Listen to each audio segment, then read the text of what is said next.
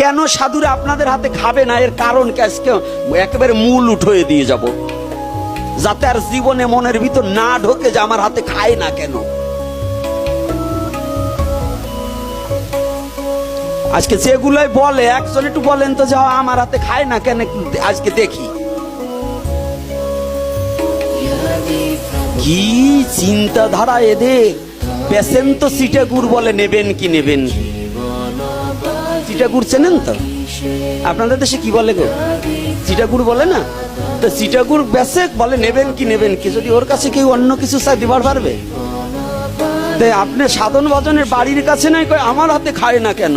উৎসাব করে হাত পাও ধয় না, পায়খানার কাপড় ছাড়ে না, মেলোৎসরে সভা, আবার সে বলে সাধু আমার হাতে খাবে না কেন? সাহসটা পায় কি করে এগুলো? এগুলো সাহসটা পায় কি করে? সাধু খাবে না কেন? সাধু তো খাবে, সাধুর বাবাও আপনার হাতে খাবে।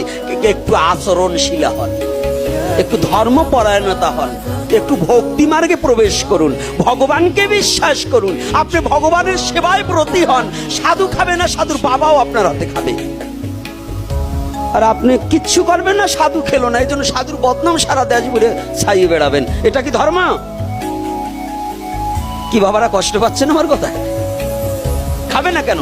সাধু খাবে, কে বলছে? আমরা তো খাওয়ার জন্যই সাধু হয়েছি। একটু কত কষ্ট হয় রান্না করে খেতে, আমাদের ইচ্ছা জাগে আমার মায়েরা যদি একটু রান্না করে দিত, একটু প্রাণ ভরে খেতাম। কিন্তু শালার এইগুলো কি পিচাস, একটু ছেলেকেও খেতে দিতে চাই না, কি কঞ্জুস, কি কিপটা।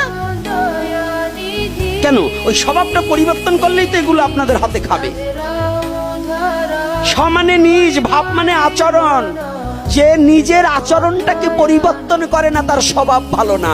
যার স্বভাব ভালো না, তার অভাব গেল না। অভাব না গেলে কৃষ্ণ প্রেম হবে না।